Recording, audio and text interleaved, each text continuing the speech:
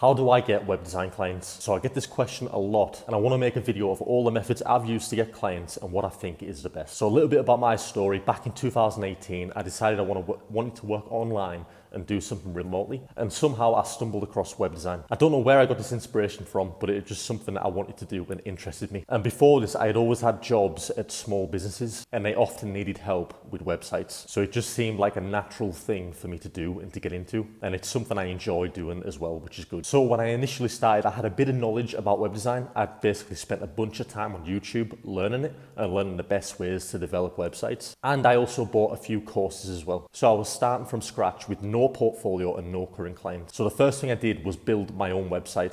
This could at least show people that I had my own website and I could do what I was saying I could do. And then I realized I'm gonna have to work for free to get my first project and get a first review. So the first thing you can do, what I did, you can reach out to family and friends. If you know anyone with a business that needs a website or need help with the website, definitely start there and try and get them results. If you don't have that, this is what I did. So I went onto Google Maps and I looked for businesses in my local area. The reason why I chose my area is because when you're trying to sell someone, you want to have as much in common with that person as you can. So some of the things you can have in common is location. If you're close to them, they're going to trust you more because you can go there in person and visit.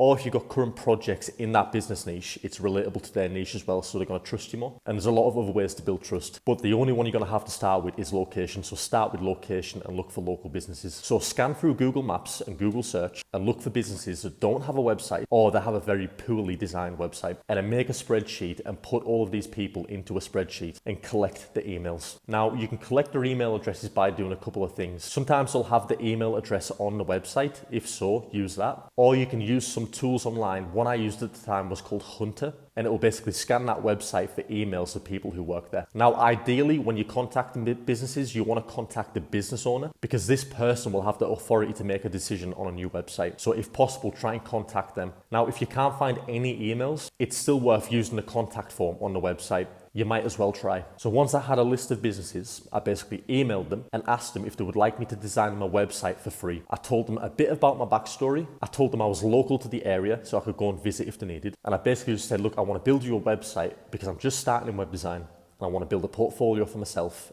and get good reviews. And that's it. I'll leave the email templates that I use in the description down below, so check them out. And basically you want to keep doing this until you get a good result. Now, one thing to note when looking for businesses, make sure you're working with a good business. So if you can, make sure they're still in business and they've got good reviews on their Google business page or on the current website or social media.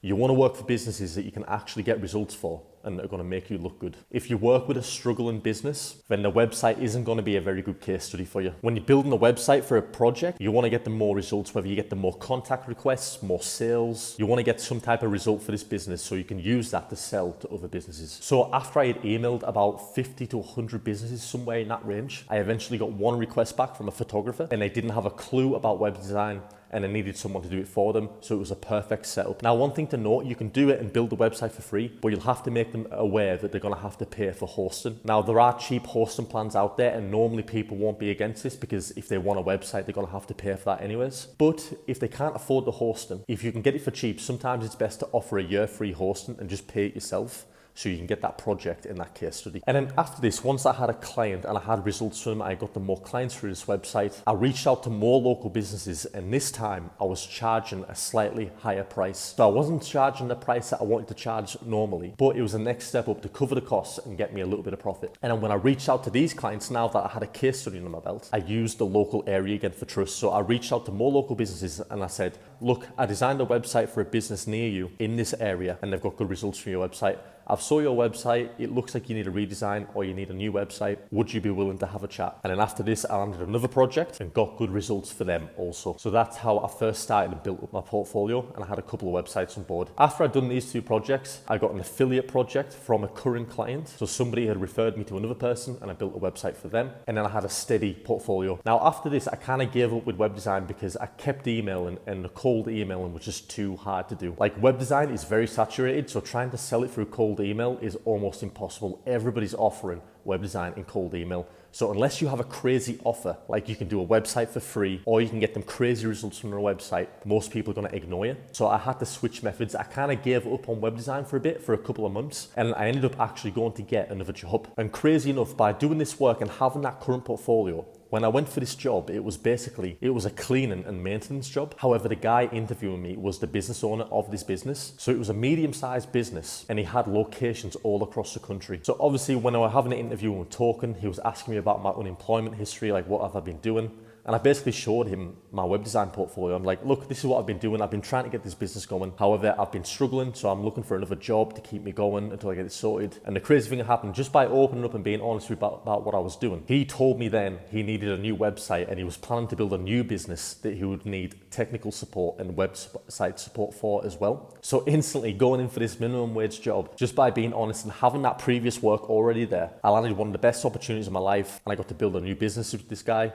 We're still very good friends. We work together now and it got my business going. So that's another step. When you're doing stuff, make sure you have that work there. Even if it's free work, make sure you have a portfolio, because you'll get opportunities that come up when you're networking in real life and you'll be surprised at the possibilities that appear. But if you don't have that portfolio, if I didn't have that portfolio, I wouldn't have got that opportunity. So you always want to be prepared for the opportunities. So I ended up working for this business mainly and just focusing on the marketing and web design for them for about the next 2 years. And then I started looking for more clients again. Now, again, like I said before, cold emailing was very difficult to do as web design. So I started learning SEO and I got really good results for SEO as well. And that's another thing I can offer so I can reach more clients.